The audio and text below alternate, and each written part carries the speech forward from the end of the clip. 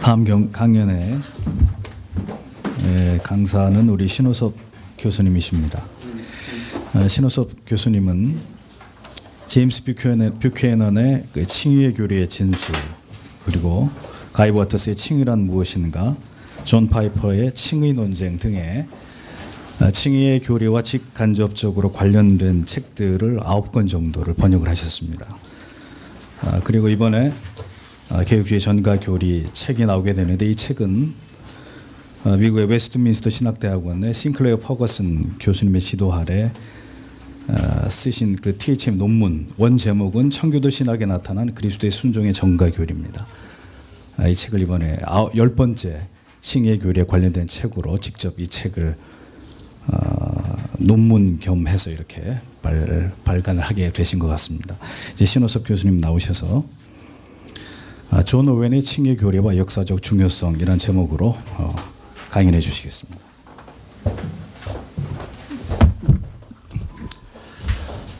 우리 강의 들어가기 전에 먼저 이렇게 저희 교회에 찾아와 주셔서 진심으로 감사를 드립니다. 제가 믿음이 부족해서 요즘같이 21세기에 설교가 40분 넘어가면 이 참 피곤해하고 언제 끝나나 이제 뭐 그런 생각도 좀 들고 그러다 보니까 이제 이 교수님의 이 조나단 에드워즈의 믿음과 칭의의 관계를 이제 좀 강의를 좀 하시고, 제가 존 오웬의 칭의 교리의 역사적 중요성에 대해서 강의를 하는데, 이 강의를 이 밤에 1시간, 1시간 반씩 해버리면 11시, 12시에 여러분 아마 끝나고 가실 것 같아요. 그래서 강의안은 다 이제 구비가 돼 있으니까 여러분 이 자리에서 그 강의안을 완벽하게 다 읽으시는 건 이제 무리고, 우리 교수님께서 꼭 이제 해주고 싶은 말씀들, 또 강의를 진행하면서 평상시에 좀 이렇게 한국교회 앞에 또 성도들 앞에 당부하고 싶은 말씀들을 위주로 이렇게 가시면 좋겠다. 그래서 40분 정도만 얘기를 했는데, 여러분 생각해 보십시오. 조나단 에드워즈의 믿음과 칭의의 관계를 40분 동안 정리할 수 있는 사람은 바울이 와도 안 될 겁니다. 바울이 뭐 이 시대에 살지도 않았겠지만 정말 힘들고 어려운 일이죠. 그래서 여러분들이 강의안을 좀 많이 참조를 하시고, 존 오웬도 역시 마찬가지 아니겠습니까? 제가 영국에서 1992년부터 95년까지 3년 동안 런던 신학교에서 이제 공부를 했는데, 영국 현지 친구들이 가장 어려워하는 책 가운데 하나가, 여러분 저쪽 끝에 보시면 책꽂이에 그 초록색 책이 있어요. 존 오웬 전집입니다. 저 책을 영국인들도 어려워해요. 힘들어해요. 그러니까 그 힘든 존 오웬의 칭의 교리를, 그것도 한국말로 제가 뭐 어떻게 뭐 이걸 하겠습니까? 저도 좀 난감해요. 근데 왜 이렇게 40분씩만 했냐? 그래야 우리가 좀 더 좀 컴팩트하게, 여러분도 피곤하지 않고 좀 이제 강사들이 할 말만 좀 하고 이렇게 또 다음 순서가 있으니까 진행을 하는 게 좋겠다. 그래, 여러분 편의를 위해서 그렇게 한 거고요. 그리고 여러분 혹시 이제 강의를 들으시다가 저도 오늘 좀 많이 좀 깨닫고 또 새로 또 정리도 하고 했는데, 질문하실 내용이 있으시면 질문지가 있으니까 미리 좀 적으셔서 이따 잠시 한 15분, 20분 정도 커피 브레이크 한 다음에 책도 좀 사서 보시고, 그리고 다시 돌아오셔서 교수님하고 저하고 칭의 교리뿐만 아니라 여러 가지 그 한국교회 현안들에 대해서 여러분들이 질문하시면 자유롭게 좀 한 몇십 분 정도 대화하다가 그렇게 좀 마음을 한번 모으고 갔으면 좋겠습니다. 프로야구도 4시간 동안 하는데, 뭐 최강 한화 뭐 4시간 동안 떠드는데 우리 뭐 40분 이거 진짜 껌값 아닙니까? 그래서 여러분 이런 기회가 사실 또 언제 또 올지도 모르겠고, 여러분 우리 교회 와서 아시겠지만 이 작은 교회가 이런 일을 한다는 것 자체도 제가 볼 때는 좀 기적적인 일 같고, 이런 교회에 여러분들이 이렇게 상당히 많이 오셨다는 것 자체도 제가 볼 때는 놀라운 일이에요. 여러분 별로 안 놀라시는 것 같아요. 저는 많이 놀랐습니다. 예. 2001년도인가요? 2002년도인가요? 윌리엄 뱅제머린 교수님이 잠실동 교회에 오셔서 강의를 했어요. 구약 이사야서 강의를 했는데, 마침 그 어간에 누가 왔냐면 세들백 큐어치 무브먼트 누구죠? 릭 워렌. 그분이 오셔가지고 명성교회에서 집회를 했어요. 명성교회 집회는 몇천 명이 온지 아십니까? 3,500명이 왔어요. 근데 윌리엄 반게맨은 그 유명한 구약학 교수가 강의를 하는데 70명, 80명이 안 왔어요. 그게 한국교회 현 주소입니다. 제가 볼 때 한 15년, 20년 전에. 그러니까 이제 그런 걸 볼 때 이 시대에 여러분들이 이렇게 와서 앉아 계시다는 것 자체가 정말 귀하고 정말 이걸 하길 잘했다. 잘했다고 생각하십니까? 예. 그래서 제가 우리 교수님 보니까 진짜 칼같이 정확히 제가 잘 모르겠습니다. 40분에 끝내신 것 같아요. 저는 모르겠습니다. 저도 40분에 좀 안에 끝내려고 노력을 좀 하겠습니다. 여러분 피곤하시지만 잘 좀 들으시고 이런 자리를 통해서 한국교회를 좀 같이 고민하고 걱정하고 또 같이 기도하는 또 우리 개혁주의 신학을 사모하는 여러분들이 함께 또 공감하고 기도하는 그런 시간이 되었으면 좋겠습니다. 저는 이제 이 강의를 존 오웬의 칭의교리와 역사적 중요성에 대해서 이야기를 하면서 아예 결론부터 우리 이상훈 교수님 말씀하셨다시피 결론부터 이제 말씀을 드리면 결론은 이거인 것 같아요. 제가 책에서도 제일 마지막 부분에 인용을 했습니다마는 과연 내가 마지막 순간에 하나님 앞으로부터 의롭다함을 받고 구원을 얻고 하나님의 나라에 입성하게 되는 그 공로가 그 원인이 그 이유가 무엇이냐의 문제인 것 같습니다. 그래서 존 그레이션 메이첸 박사님 여러분 잘 아시죠? 웨스트민스터 신학교의 학장을 역임하셨던 분이 임종할 때 그의 동료 교수인 존 모레이 교수한테 전보를 띄웠는데 그 전보의 내용이 여러분 책에 보시면 아시겠습니다만은 I thank God for the active obedience of Christ. Without it, I have no hope. 그러니까 그리스도의 능동적 순종에 대해서 감사합니다. 그리스도의 능동적 순종이 없었다면 나에게는 소망이 없었을 것입니다. 라고 하는 전보를 마지막으로 띄웠어요. 그러니까 그 위대한 석학, 그 위대한 교수님조차도 자기의 구원의 어떤 공로의 원인을 그 형식적, formal cause, 그 형식적이고 공식적인 원인을 지금 한참 이슈가 되고 있는 나의 공로, 나의 성화, 나의 거룩, 나의 선행, 나의 업적, 나의 공로에 두지 않았다는 거죠. 그러니까 그리스도의 순종에만 두었다는 겁니다. 저는 그게 너무 은혜가 됐어요. 그래서 그 자료를 웨스트민스터 신학교, 필라델피아에 있는 신학교에서 그 신문 기사를 보고 이 주제를 갖고 내가 논문을 써야 되겠다라고 해서 쓴 논문이 개혁주의 정가교리로 나오게 된 겁니다. 물론 약간 수정하고 좀 보완을 했습니다만은 초점은 뭐냐?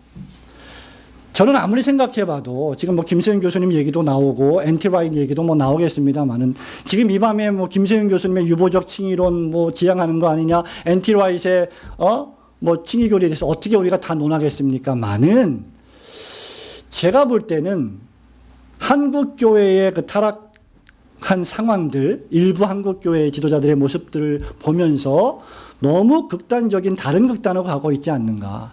그런 차원에서 우리가 성화를 강조하고 뭐 거룩한 삶을 강조하는 것은 좋지만 그것 때문에 그것이 우리의 구원의 원인이 되고 공식적인 근거가 된다면 그것은 상당히 치명적으로 문제가 있다는 것이죠. 왜 그러냐면 저는 아무리 생각해봐도 제가 뭐 아까 교수님 이제 우리가 늙었다 그러는데 저보다는 이 교수님이 조금 더 늙으셨던 것 같아요. 늙으신 거 한 1년, 2년 더 늙으신 것 같아요. 뭐 그 말을 들으니까 내가 지금 늙었나 이제 그런 생각이 드는데 제가 한 50년, 100년 또는 뭐 한 200년을 산다고 생각을 해보십시다. 여러분이 100년, 200년을 산다고 한번 생각을 해보세요. 과연 내가 나의 공로로, 나의 순종으로, 나의 상급으로 내가 구원을 취득할 수 있다면, 즉, 그러니까 sanctification, 나의 성화로, 나의 거룩으로 구원을 취득할 수 있다면 내가 과연 오늘보다 내일 더 거룩해질 수 있을까? 내가 과연 1년 후에 지금보다 더 거룩해질 수 있을까? 20년 후에 지금보다 제가 더 거룩해질 수 있을까? 저는 없다고 봅니다. 없다고 봐요. 아까 말씀하신 대로 원죄의 교리 때문에 원죄라고 하는 이 부분, 그리고 그 원죄로 말미암아 파생되는 이 죄악스러운 이 괴물 같은 존재, 그 이름, 약한 자의 그 이름 인간, 저와 여러분이죠. 저와 여러분이 얼마나 괴물 같은 존재입니까? 어떻게 보면. 한 입으로는 하나님을 찬양하고 한 입으로는 형제를 저주하는 우리 인간들이 과연 마지막 순간에 무슨 공로로 구원을 얻겠느냐 이 말이죠. 그런 측면에서 저의 결론은 존 그레이션 메이첸 교수님의 결론하고 똑같습니다. 그리스도의 능동적 순종 안에서 우리가 안식을 얻지 않으면 어디서 얻겠느냐는 거죠.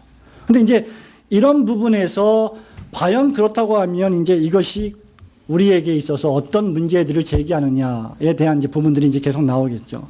제가 존 오웬의 칭의교리와 역사적 중요성에 대해서 좀 살펴보려고 하는데요. 간단하게 제가 좀 드리고 싶은 말씀들을 좀 드리겠습니다. 일단 칭의에 대해서 좀 정의를 내려야 될 것 같아요. 칭의는 대우리문답 70문에도 나와 있습니다만은 여기서 핵심은 우리가 어떻게 죄인이 어떻게 의인이 되느냐의 핵심이죠. 죄인이 어떻게 의인이 되느냐. 그래서 대우리문답 70문은 뭐라고 말합니까? 죄를 용서받아야 된다. 일단 첫째가. 그리고 그러려면 하나님께서 우리를 죄를 없애주시고 의롭다고 인정해 주셔야 가능하다는 거죠. 그리고 우리가 의롭다고 인정함을 받으려면 그 근거가 무엇이어야 하느냐? 그 근거는 예수 그리스도의 능동적 순종, 수동적 순종이라고 일컬어지는 전적인 만족 때문에 우리가 의롭다함을 얻는다. 이것이 이제 대우리문답이 말하고 있는 칭의교리의 핵심 데피니션 정의죠. 다시 말하면 하나님께서 우리를 의롭다고 보아주시는 근거는 아까 말씀하셨다시피 믿음도 아니고 우리가 믿었기 때문에 그것이 수단이 될 수는 있어도 그것이 공로가 되고 원인은 될 수 없다는 것이죠. 우리가 구원을 받고 의롭다함을 얻었다고 하는 우리가 의인이 되었다고 하는 것은 철저하게 무엇인가 외부에서 의로움이 거룩함이 우리에게 와야 되는데 그것이 무엇이냐 그 실체가 그리스도의 의라는 것입니다. 그리고 그리스도의 의는 두 가지로 구성이 되어 있는데 크게 말하면 순종이죠. 완전한 순종인데 그 완전한 순종이 두 가지로 구성이 되어 있다고 지금 오해는 말하고 있는 거예요. 하나는 십자가 죽음이다. 이것을 가리켜서 아까 말씀하신 대로 수동적 순종이라고 말하죠. 그리고 십자가에서 죽으심 이외에 그리스도께서 이 땅에 오셔서 성취하신 율법의 완벽한 순종. 그죠? 말씀의 계명에 대한 완벽한 순종. 그래서 이것을 능동적 순종이라고 부르는 거죠. 그래서 청교도들은 존 오웬을 필두로 해서 청교도들은 뿐만 아니라 16세기 종교개혁자들은 그리스도의 순종이 능동적 순종이다, 수동적 순종이다라는 것을 긴밀하게 구분을 했습니다. 왜 이런 구분이 필요할까?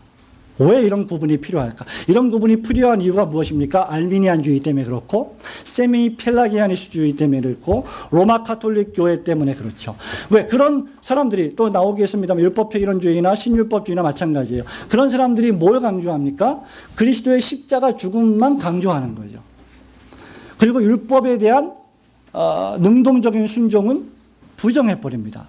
또 반대로 율법의 능동적인 순종은 인정하지만 십자가 죽음의 공로는 반대하는, 그래서 어느 하나를 취득하고 어느 하나를 버리는 일들이 벌어진다는 것이죠. 그렇기 때문에 능동적 순종, 수동적 순종이 필요하다는 겁니다. 자, 근데 어쨌든 간에 존 오웬은 이 칭의교리를 설명할 때 아까 말씀하셨다시피 이것은 내적으로 저와 여러분을 거룩하게 만들어주는 것이 아니라 선언해 주시는 것이다. 그러니까 여기서는 지금 19페이지 마지막에 보면 사법권의 행위로서 제시하고 있다는 것이죠. 쉽게 말하면 칭의라고 하는 것은 우리를 도덕적인 거룩한 상태로 바꾸어주는 하나님의 활동이 아니라 우리를 죄가 있음에도 불구하고 루터의 편대로 하면 죄인이자 동시에 의인이라고 하는 그 개념을 빌리자면 죄가 있음에도 불구하고 그 죄를 보지 않으시고 우리를 의롭다고 신분적으로 법적으로 의롭다고 선포해 주신다는 거죠. 그래서 오웬은 이 칭의교리를 사법권의 행위로 본 거예요. 그런데 어떻게 하면 하나님이 죄인인 저와 여러분을 의인이라고 만들어 주실 수 있느냐, 칭해 주실 수 있느냐, 거기에 무엇이 필요하냐? 바로 그리스도의 순종이 필요하다는 겁니다. 그래서 그리스도의 순종을 보시고 그 순종이 공로가 되어서 우리를 죄 없다고 도와주시고 죄를 용서해 주시고 뿐만 아니라 그것으로 인하여 우리에게 영원한 생명 천국이라고 하는 하나님의 기업을 선물로 주신다는 것이죠. 그것이 오웬이 말하고 있는 칭의의 개념입니다. 그래서 고린도후서 5장 21절 또 고린도전서 1장 30절에 보면 우리는 바울이 말합니다. 그리스도 안에서 하나님의 의가 되고, 그죠? 고린도전서 1장 30절에서 너희는 그리스도 안에서 하나님의 의가 되고 그리스도 예수는 하나님께로부터 나와서 우리에게 지혜와 그 다음 의로움과 거룩함과 구원함이 된다. 그러니까 그리스도가 우리의 의가 되고 그리스도가 우리의 거룩이 된다라는 것이죠. 그것을 너무나 분명하게 존 오웬은 설명을 했습니다. 그러니까 결론적으로 말씀드리면 존 오웬이 말했던 칭의는 의심의 여지 없이 누가 뭐라 그래도 법정적인 칭의였고 선언적인 칭의였다는 것을 우리는 주장해야 돼요. 근데 여기서 이제 이걸 주장하다 보면 무슨 문제가 발생하냐. 자, 그래서 칭의 교리가 법정적 칭의, 법정적 허구가 되는 것이다. 실체가 하나도 없다 이 말이죠. 신분적으로 의롭게 되었기 때문에 그 신분 하나 가지고 아까 말씀하신 대로 그냥 예수를 믿습니다. CCC의 어떤 그런 교본대로 나는 주를 믿습니다. 어떤 그런 어떤 교리적인 진술만 하면 나의 삶이 어떠하든지 관계없이 하나님의 나라에 이르른다, 도착한다 라고 생각할 수밖에 없는 교리가 바로 법정적인 칭의 교리죠. 자, 그런데 과연 그러면 존 오웬이나 조나단 에드워즈나 오늘 교수님이 강의하셨지만 이런 종교개혁자들이 법정적인 분명만 강조했느냐? 결코 그렇지 않다는 거죠. 제가 뭘 말씀드리고 싶냐면 지금 주제가 개혁파 칭의 교리에 대한 바른 이해입니다. 개혁주의자들, 종교개혁자들, 17세기 청교도 목사님들, 18세기, 19세기 대륙의 개혁주의 신학자들은 단 한 번도 칭의를 법정적인 허구로만 제시한 적이 없습니다. 칭의는 성화와 긴밀하게 연결되어 있고 칭의하는 믿음은 반드시 칭의받았기 때문에 그 열매와 표지로서 거룩과 선행이 양산될 수 없다는 것을 너무너무 많이 강조했어요. 그렇지 않습니까? 그런데 일부 어떤 분들은 마치 현재의 상황, 지금 한국교회 상황들을 보면서 봐라, 저 사람들도 천국 가냐? 저 사람들도 다 예수 한번 믿었으니까, 목사니까, 장로니까, 집사, 권사니까, 10년, 20년 교회 다녔으니까 다 가냐? 지금 사람을 죽이고 칼부림을 하고 권총을 쏘고 그러는데 이제 이런 문제가 발생하는 거죠. 그래서 그런 문제들 때문에 종교개혁의 신학이 잘못됐다라고까지 생각을 하는 겁니다. 그런 오해를 좀 제거할 필요가 있다는 거죠. 그런 오해를 제거하기 위해서 조나단 에드워즈의 믿음과 칭의, 칭의와 믿음의 관계를 말씀을 하신 거예요. 그러니까 칭의는, 그러니까 믿음이라고 하는 것은 우리를 의롭다 하여 주시는 수단이지만 공로가 아니고 원인이 아니지만 그럼에도 불구하고 그 믿음은 그냥 홀로 있는 믿음이 아니라 반드시 우리가 의롭다함을 받았다는 것을 열매로 나타내어 주는 능력이 있는 믿음이라는 것을 종교개혁자들과 수많은 청교도 신학자들과 개혁주의 신학자들이 줄기차게 주장해 왔는데도 불구하고 세관점주의자들이나 E.P. 샌더스나 N.T. 라이트나 그의 편승에서 김세인 교수님이 무슨 말씀하시는지 제가 잘 알지만 그럼에도 불구하고 마치 종교개혁자들과 모든 어떤 개혁주의 신학자들이 그냥 이지 빌리비즘, 값싼 믿음, 값싼 은혜만 주장했던 것처럼 생각하는 경향이 한국교회의 지금 상황이라는 거죠. 그래서 그런 면에서 존 오웬의 칭의 교리를 다루는 것이 참 중요합니다. 서로를 얘기하는데 10분이 지나갔어요. 아유, 이 책이 존 오웬의 칭의 교리입니다.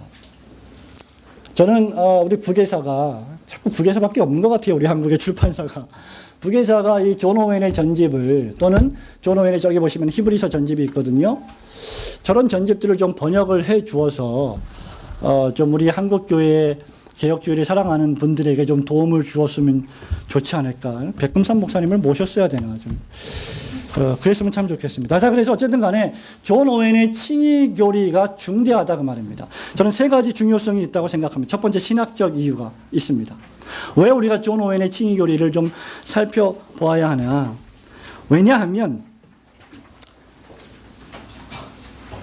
제가 지금까지 말씀드렸다시피 이 칭의 교리는 어느 날 갑자기 우리에게 온 교리가 아니라 사도 바울로부터 시작해서 16세기 종교개혁자들까지 그리고 지금까지 뭐 길게는 2000년 짧게는 한 400~500년 동안 이미 우리의 신앙의 선배들이 연구한 겁니다. 연구한 거예요. 그리고 그 결과가 어디에 있습니까? 여기에 있어요. 조나단 에드워즈에게 있고 존 오웬에게 있습니다. 그러니까 무슨 말이냐? 칭의교리나 그리스도의 능동적 순종이나 수동적 순종의 개념, 이 Doctrine of Imputation, 그리스도의 순종의 전가교리는 어느 날 별똥부대에서 뭐 새롭게 떨어져 내려온 것이 아니라 우리의 신앙의 선배들이 지켜왔던 순수한 교리라는 것이죠. 그런데 왜 우리가 이것을 새로운 것처럼 여겨지느냐? 그리스도의 능동적 순종을 처음 들어보신 분이 계세요. 그리스도의 전가교리라 그러니까 무슨 전과자 교리냐고 그렇게 말씀하시는 분도 계십니다. 예. 그러니까 이게 왜 우리에게 이렇게 새롭게 느껴지느냐? 저는 그렇게 생각합니다. 청교도 신학의 모든 것이란 책이 있죠. 이렇게 두꺼운 책. 거기에 보면 우리가 지금 그걸 공부하고 있습니다만은 17세기 청교도 목사님들은 정말 대단한 학자들이었어요. 히브리어 헬라어에 정통했죠. 라틴어 정통했죠. 아람어에 정통했죠. 인문학 다 배웠죠. 어렸을 때부터 프랑스어 뭐 다 그러니까 뭐 연구 자체가 대단히 엄청난 연구입니다. 이제 그런 거를 우리가 이렇게 보면 우리는 그냥 메뚜기 떼 같아요. 그분들에 비하면. 근데 걱정하지 마십시오. 우리에게는 뭐가 있습니까? 네이버가 있잖아요. 네이버를 치면 다 나옵니다. 근데 문제는 네이버를 치면 다 나오는데 왜 우리의 영성이나 우리의 신학의 수준이 17세기나 16세기에 미치지 못할까? 저는 어떻게 진단하냐면 공부를 안 하는 거예요. 한국교회 죄송합니다만 저를 비롯해서 목회자들이 그리스도인들이 역사에 대한 공부를 전혀 하지 않습니다. 이 신학을 고리타분한 것으로 생각을 하죠. 신학적 무지입니다. 신학적 무지 때문에 발생하는 일이죠. 또 하나는 현 시대의 문화적 요구가 우리로 하여금 이러한 귀중한 신앙의 선배들의 글들을 읽지 못하게 만들어요. 왜냐하면 요즘 우리에게 유행하는 것은 무엇입니까? 감동을 줘야 돼요. 중고등부 청년대학부 사역하시는 분 혹시 계십니까? 뭐 딱딱한 교리 설교하고 성경 공부하면 아이들 뭐 옵니까? 와요. 몇 명 조금 와요. 그러나 재미있는 개그맨들 불러오고 가수들 불러오고 뭐 그냥 진짜 뭐 여기서 뭐 쇼를 하고 뭐 개그 프로그램을 돌려놓으면 아이들 여기 때로 몰려옵니다. 그게 우리 한국교회 다는 아닙니다만은 일부의 현실이에요. 그래서 설교조차도 감동을 줘야 되고 교리가 없는 설교를 해야 되고 뭔가 좀 재미있는 설교를 해야지 우리 성도들이 견딜 수 있다는 것이죠. 또 하나는 무슨 생각이 드냐면 시대적인 상황입니다. 교회 성장, 교회 부흥에 우리가 너무 몰두하고 있다 보니까 이 중대한 교리는 별로 생각할 겨를이 없는 것이죠. 그러니까 3,500명이 세들백 교회를 배우려고 모여들고 7~80명이 이사야서 반게메렌 교수님의 강의를 들으려고 모여드는 거예요. 그게 한국교회의 20년 전에 10년 전에 지금의 현실이라고 누가 부정을 하겠습니까? 그러나 이 칭의 교리는 루터가 말한 대로 교회가 서기도 하고 넘어지기도 하는 중대한 교리고 우리 죄인이 저와 여러분이 어떻게 의롭다함을 받을 것인가를 어떻게 우리가 이해하느냐에 따라서 교회가 서기도 하고 넘어지기도 하지만 나 자신, 내 개인 자신이 구원을 얻기도 하고 구원을 상실할 수도 있는 중대한 교리이기 때문에 중요하다는 겁니다. 두 번째는 역사적 중요성이 있죠. 아까 말씀드린 대로 여러분 개혁주의 정가교리 책에 보시면 잘 나오겠지만 존 오웬을 비롯한 청교도 목사님들 뿐만 아니라 존 칼빈, 또 마틴 루터, 또 윌리엄 에임스, 뭐 많은 신학자들이 이 칭의 교리를 다루었습니다. 우리 신앙의 선배들에게 너무나도 익숙했던 사상입니다. 여기에 에드워즈가 있고 여기에 칼빈이 있지요. 그래서 아까도 나왔습니다마는 칼빈이 이 칭의 교리를 종교의 주 요점이라고 강조한 거 아니겠습니까? 칼빈 하면 보통 우리 교인들은 무슨 생각합니까? 예정론. 근데 기독교 강요에 보면 예정론이 중심이 아니에요. 분량이 적습니다. 아예 초판에 예정론에 대한 언급도 별로 없었어요. 어디에 더 방점이 있느냐? 칭의와 성화에 방점이 있습니다. 그만큼 칭의가 중대하게 생각이 되었던 그런 교리였죠. 존 오웬도 역시 마찬가지입니다. 똑같이 칼빈처럼 칭의 교리를 종교의 주 요점이라고 이야기를 했습니다. 그러니까 칭의 교리는 뿐만 아니라 어디까지 나아가냐? 기독교인의 행실을 지도하며 그 어떤 다른 복음적 교리보다 우리의 모든 순종을 요구하는 것이 칭의 교리이다라고 주장하면서 칭의와 성화가 구분되지만 분리될 수 없다는 사실을 아주 분명하게 확실하게 이야기를 했습니다. 우리가 존 오웬의 칭의 교리를 연구하는 세 번째 이유 23페이지에 보시면 저는 이것이 가장 중요하다고 생각이 됩니다. 왜냐하면 우리가 다루고 있는 사람이 누굽니까? 지금 존 오웬이에요. 이상훈 교수님의 전공 분야는 조나단 에드워즈이지 않습니까? 그죠? 존 오웬이 조나단 에드워즈만큼이나 중대해요. 왜냐하면 같은 이야기를 하고 있어요. 용어만 조금 달라요. 에드워즈는 제가 알기로는 부정적 순종, 긍정적 순종, 네가티브 포지티브라고 하는 단어를 썼고 존 오웬은 액티브, 패시브라고 하는 그런 용어를 좀 사용을 했습니다. 그러나 어쨌든 간에 존 오웬이 누구냐? 영국 친구들도 영국 신학생들도 그토록 어려워하는 존 오웬이 누구냐? 누굽니까 존 오웬이? 왜 우리한테 물어보십니까? 청교도의 황태자가 아닙니까? 별명이. 그리고 마지막 청교도라고 불리기도 하고 또 영국의 칼빈이라고 불리기도 하는 아주 엄청나게 대단히 중요한 인물이죠. 이 사람이 누구냐? 저는 왜 이것이 중요하다고 생각하냐면 두 가지입니다. 하나는 이분의 신학적인 통찰력이 대단합니다. 여러분이 존 오웬 전집을 이제 좀 살펴봐서 책을 이렇게 펼쳐보면 이분은 상당히 사변적이고 철학적인 이야기도 하지만 책 전체가 전부 다 히브리어, 헬라어 성경, 그리고 구약 성경, 신약 성경의 말씀들을 도처에서 수없이 인용합니다. 그 신학적인 통찰력이 너무나 뛰어나요.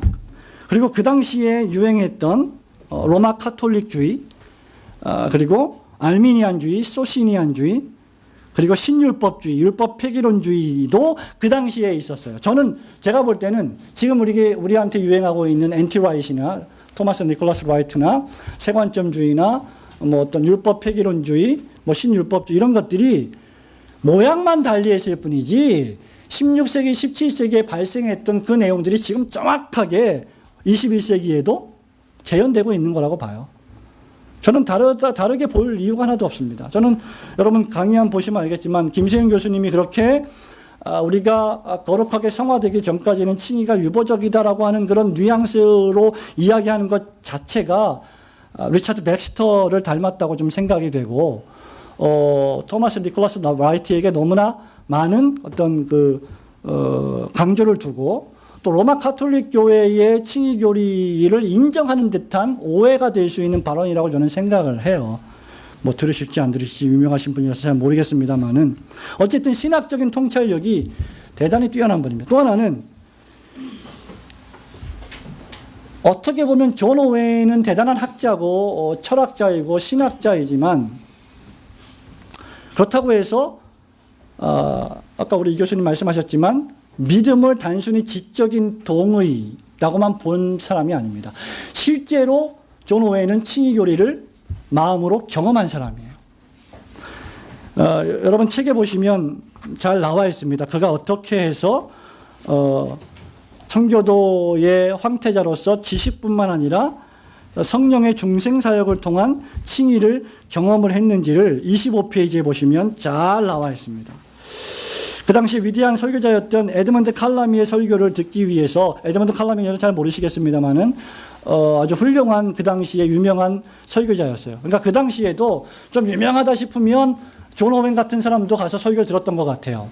근데 마침 그분이 출타 중이셔서 어느 이름 모를 목사님이 강단에 올라가는 걸 보고 너무 실망해서 존 오웬과 그의 친구가 다른 교회로 가려고 했습니다. 근데 너무 피곤했어요, 오웬이. 그래서 안 가고 그냥 여기서 예배 드리자. 아유, 그래, 예배 드려보자. 제가 잘 모르겠습니다만은 그렇게 예배를 드렸는데 놀랍게도 그 순간에 그 이름 모를 설교자의 설교가 존 오웬을 강타했습니다. 그래서 그 당시에 그 예배를 참석해서 오웬이 회심을 체험하고 중생을 체험하고 자신이 의롭다함을 받은 것을 확신하게 됩니다. 그러니까 오웬은 그냥 철학자나 신학자만은 아니었다는 것이죠.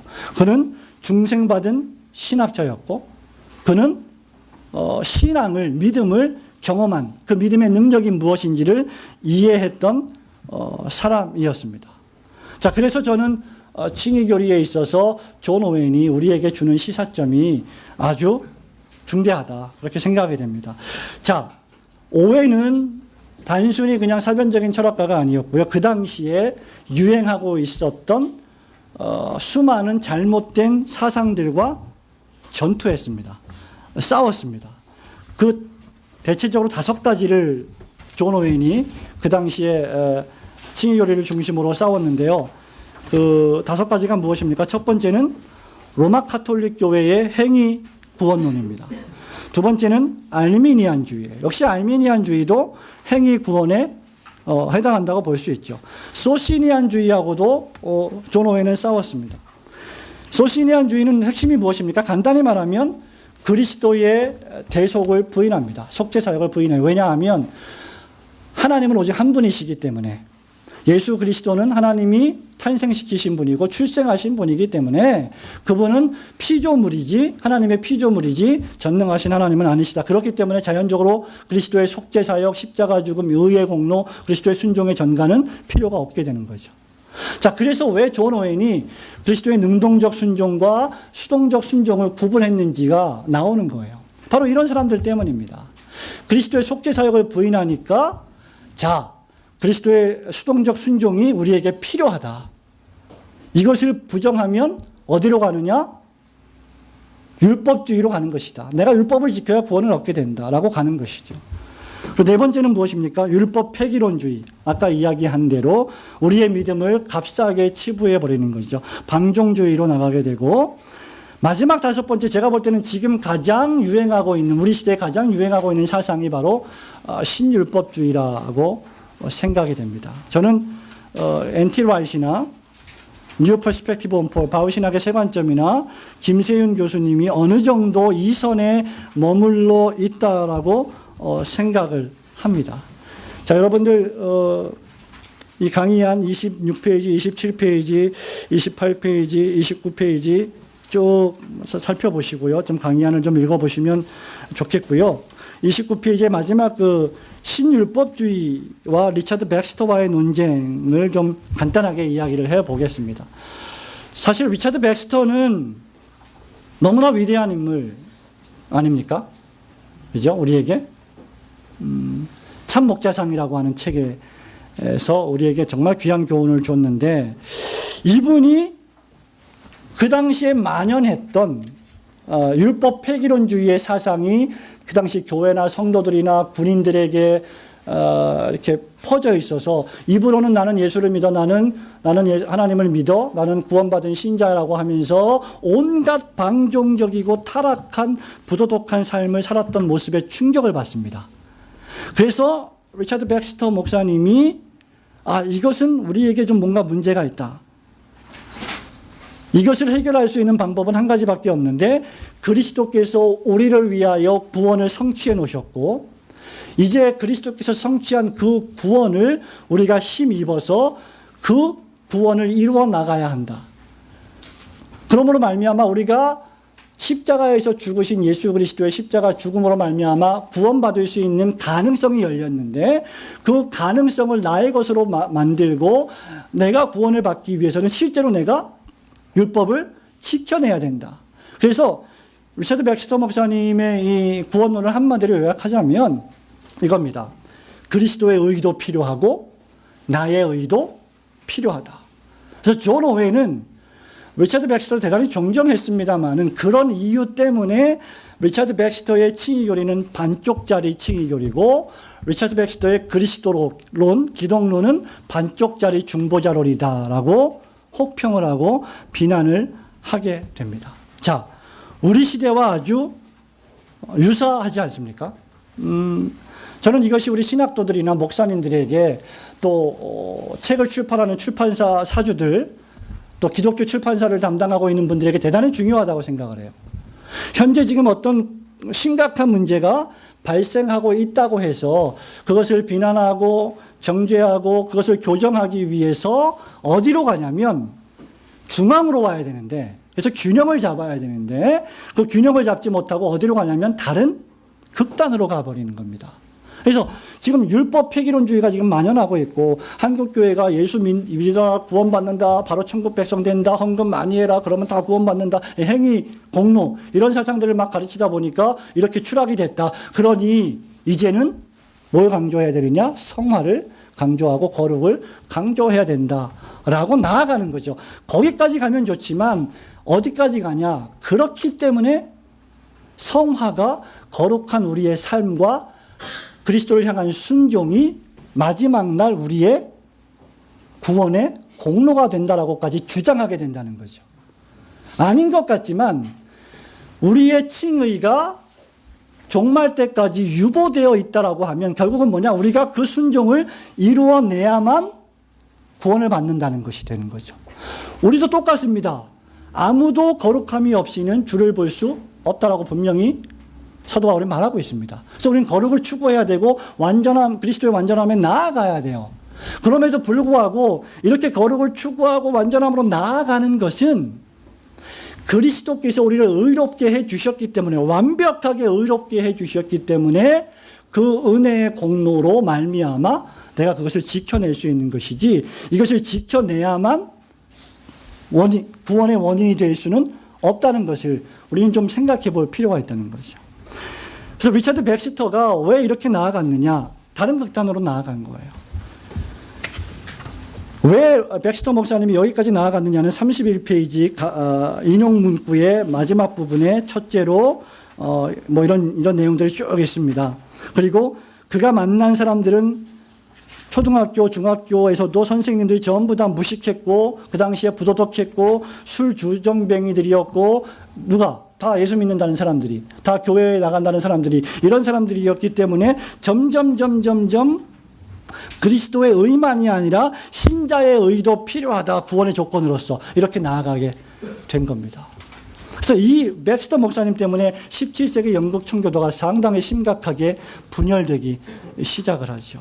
그것을 스코틀랜드의 배너 오브 트루스의 편집자였던 이안 머리 목사님이, 이안 머리 교수가 아주 잘 32페이지에서 이야기하고 있습니다.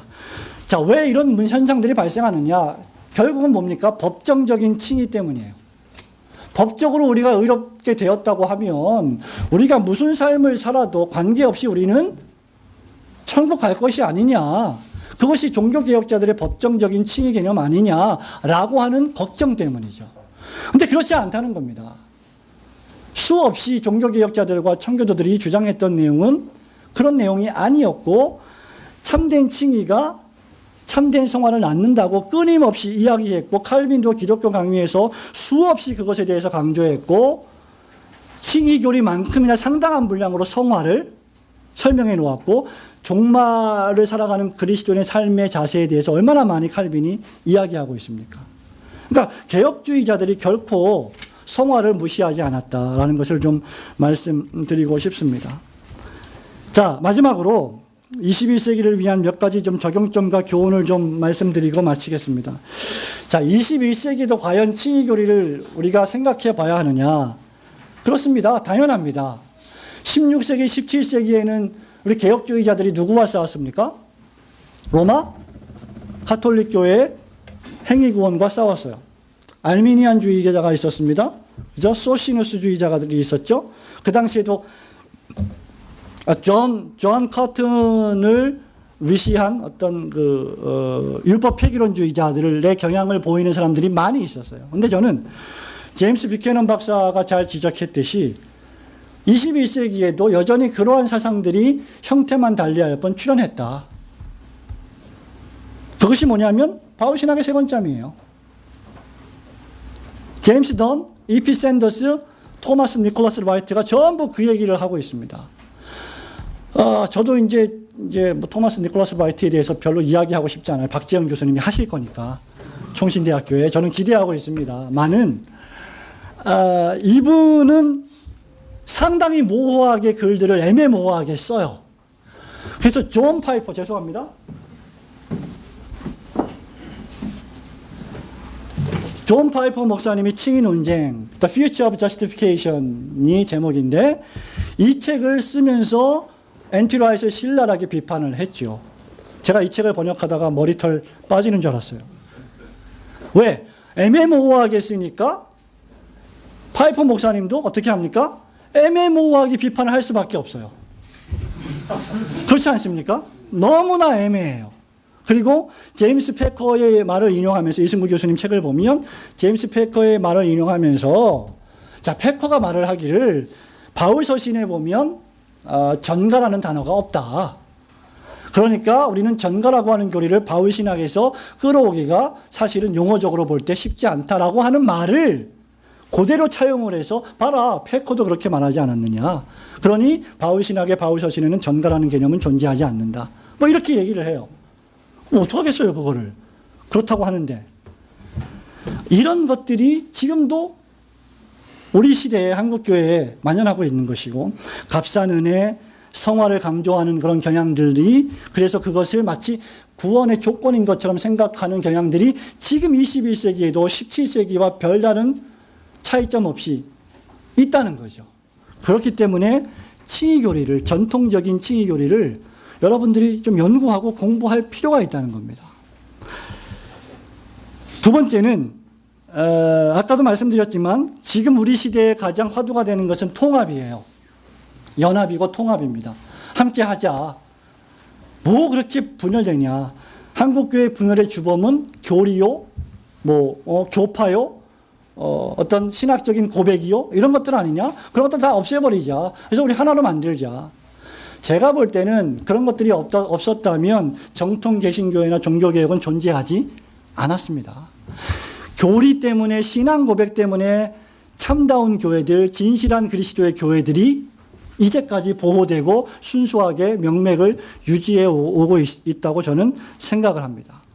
요즘 시대는 무엇입니까? 진리보다는 감정과 경험에 더 큰 관심을 보여요. 그래서 이상훈 교수님 얘기하셨지만 신사도주의, 계시받았다. 내가 어저께 하나님 음성을 들었다. 그러면 다 죽는 거예요, 목사들은. 계시받았는데 어떡하겠어요. 근데 우리는 뭘 믿습니까? 신구약 성경이 계시로 종결되었어요. 그 안에 다 있습니다. 우리의 구원과 행위의 유일무이한 법칙이 다 들어가 있어요. 그래서 여러분 큐티 하실 때, 빗나간 얘기입니다만은, 큐티 하실 때 내가 어저께 하나님의 음성을 들었는데, 내가 어저께 하나님의 뜻을 받았는데, 이렇게 말씀하시면 안 돼요. 내가 어저께 큐티 하면서 깨달음을 얻었는데, 이렇게 얘기해야지, 내가 하나님 음성을 어저께 들었는데, 어떻게 되는 거예요? 그러면 그게 성경을 대치한 권위가 되는 겁니다. 감정, 감성, 이런 데 관심이 많죠. 통합, 연합에 관심이 많죠. 그러다 보니까 적당히 교리적으로 타협합니다. 그 결과가 무엇입니까? 2001년도에 일련의 로마 캐톨릭주의자들과 복음주의자들이 칭의교리 문서에 우리는 틀리지 않다라고 합의한 거예요. 거기에 누가 있어요? 제임스 패커가 그 합의문에 서명을 했습니다. 1970년대에 칭의교리 수호자의 대가였던 제임스 패커가 왜 그렇게 되었을까요? 전 잘 모르겠습니다. 그분을 저 개인적으로 만난 적이 없기 때문에. 어쨌든 간에 이런 것들이 지금 우리가 살고 있는 시대이고, 또 하나는 진리보다는 올바르게 가는 노선보다는 숫자에 더 큰 관심을 두는 거죠. 그래서 우리 시대에는 사실 좀 이런 말씀 드리면 좀 자조적인 얘기가 될지 모르겠습니다만, 우리 시대의 진리는 뭐예요? 여러분들 마음속에 팽배한 것. 우리 신학생 여러분들 혹시 계십니까? 여러분의 마음속에 팽배한 게 뭐예요? 우리 시대의 진리. 하나님 말씀이 진리입니까? 신학적으로 맞죠? 현실적으로 누가 진리예요? 뭐가 진리예요? 교회 숫자가 진리예요. 2만 명 목회하면 그게 진리가 되는 겁니다. 그러니까 제가 좀 더 비약적으로 좀 극단적으로 말씀드리는지 모르겠습니다만 이게 현실입니다.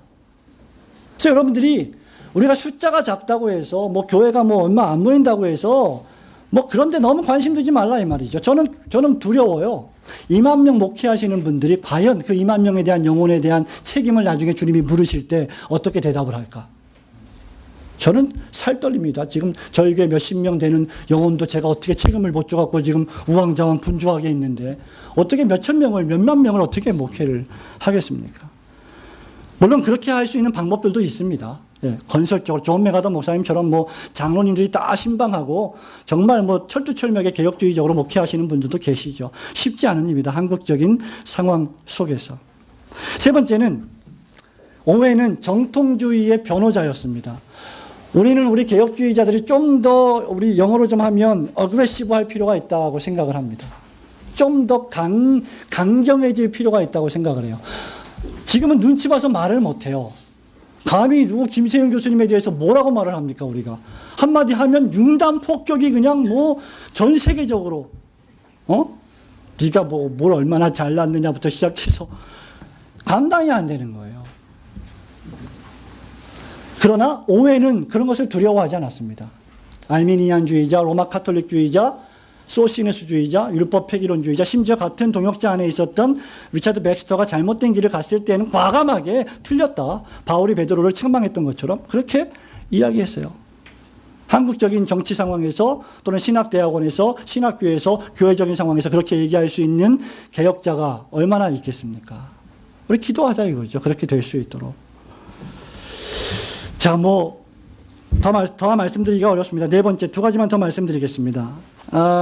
그럼에도 불구하고 존 오웨는요, 상당히 겸손한 신학자였어요. 겸손한 목사님이었습니다. 저는 오늘 이상훈 교수님한테 정말 존경을 표하지 않을 수가 없습니다. 왜냐하면 저분이 오늘 7시간 강의를 하고 2시간 차를 타고 여기서 또 이렇게 강의를 하시고 또 볼품없는 저의 강의를 이렇게 앉아서 듣고 계시고 또 이따가 못 가시고 커피 한잔 드시고 또 여기 앉아서 또 질문 받고 한 20, 30분 이야기를 하셔야 되는데 얼마나 피곤해요. 근데 아까 의리를 지키러 오셨다 그랬잖아요. 저는 그게 우리 개혁주의자들 속에서 이렇게 꿈틀거리고 있는 연대라고 생각을 해요. 단순히 개인적인 친분이 있어서가 아니라 한 믿음을 가지고 있기 때문에 내가 힘들어도 가자. 얼마나 겸손하십니까? 예, 저 아재 개그인데 안 통하네요. 제가 이 얘기를 왜 하냐면요. 존 오웨는 아까 말씀드렸죠. 영국의 칼빈, 청교도의 황태자, 어마어마한 수식어를 붙여도 모자르지 않을 만큼 대단한 학자입니다. 근데 그 당시에 또 한 명의 유명한 무식한 학자가 있었어요. 바로 존 버년입니다. 베드포드 댐장이죠. 배운 게 별로 없습니다. 복음 설교에 너무 열심을 내서 그 충동을 못 이겨서 노방 설교하다가 감옥에 갇혀서 국교도들한테 잡혀갖고 감옥에 잡혀가지고 7년 동안 복역을 했는데 그 감옥 생활에서 쓴 작품이 그 위대한 필그림스 프로그레스 천로역정이죠. 근데 이 오웬이 이렇게 무식한 리차드 죄송합니다. 존 버년을 너무너무 사랑하고 아끼고 좋아했어요. 근데 그 당시에 존 오웬은 그 당시에 그 궁정의 설교 목사였습니다. 그래서 찰스 2세 국왕이죠. 왕에게 설교하는 목사가 누구예요? 존 오웬이에요. 근데 존 오웬이 보니까 수시로 찰스 2세가 보니까 수시로 존 오웬이 존 버년의 교회에 가서 설교를 듣고 있는 거예요. 그래서 신기한 거죠. 야, 너는 도대체 왜 존 버년 그 땜장이한테 가서 그 설교를 듣느냐? 그렇게 얘기를 하니까 존 오웬이 하시는 말씀이 폐하여 내가 존 버년의 그 어마어마한 상상력을 내 것으로 살 수만 있다면 내가 가지고 있는 이 머릿속에 있는 지식을 전부 버려도 좋겠습니다. 라고 높이 평가했죠. 얼마나 겸손합니까? 저는 우리 개혁주의 신학을 하시는 분들이 여기 다 개혁주의 신학을 하시는 분들이 오시지 않았습니까? 아닙니까? 뭐 감리교에서 오신 분도 계시고 오늘 선교교회에서 오신 분들이 계셔요. 근데 개혁주의 신학을 하는 분들이 이걸 좀 배울 필요가 있다고 생각을 합니다. 우리가 보통 개혁주의자, 개혁주의 신학자 하면 너무 딱딱하고 바늘을 찔러도 피 한 방울 안 들어갈 만큼 자기만 옳아. 자기만 똑똑해요. 그래갖고 자꾸 찢어져요.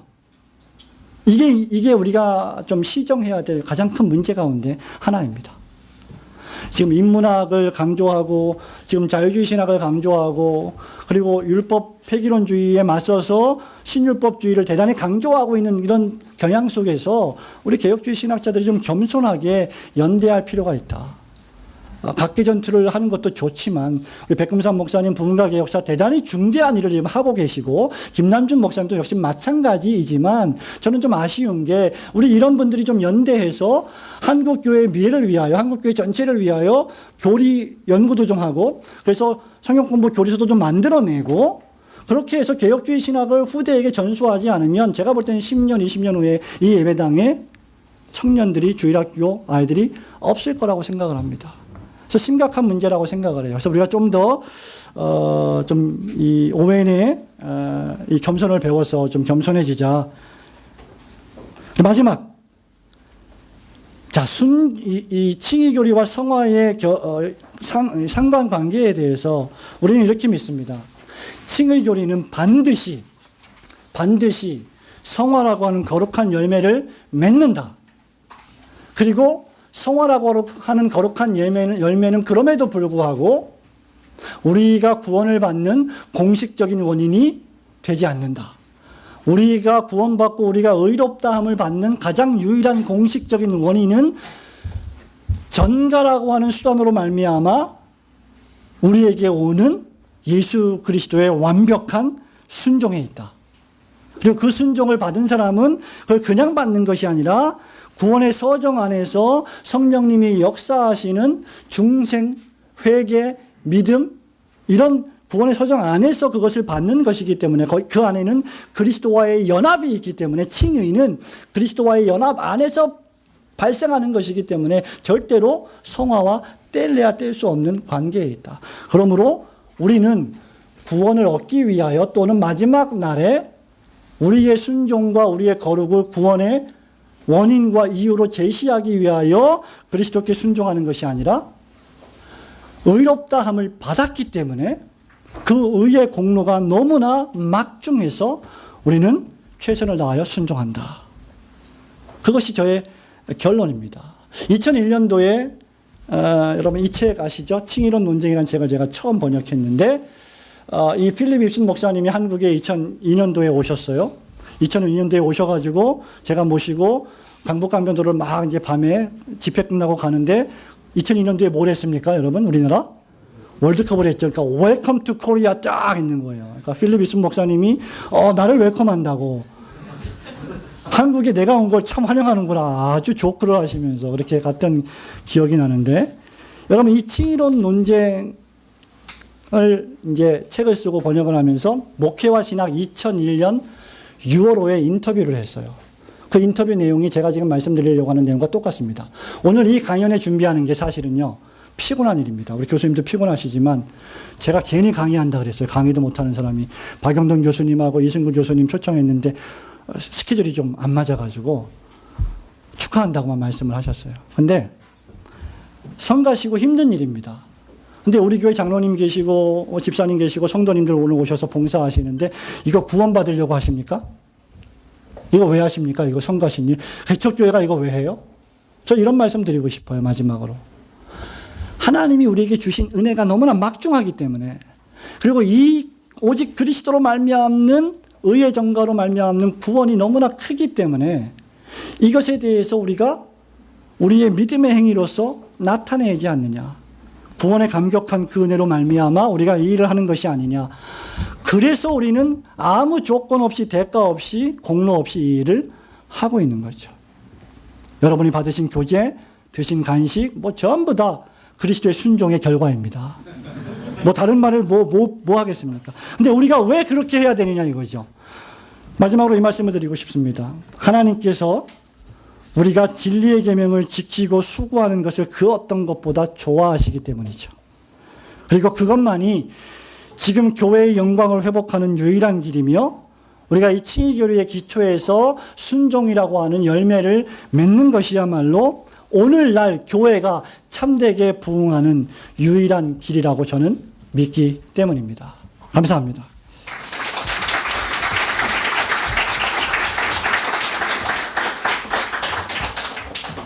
예, 귀한 주제의 두 강연을 감사히 잘 들었습니다.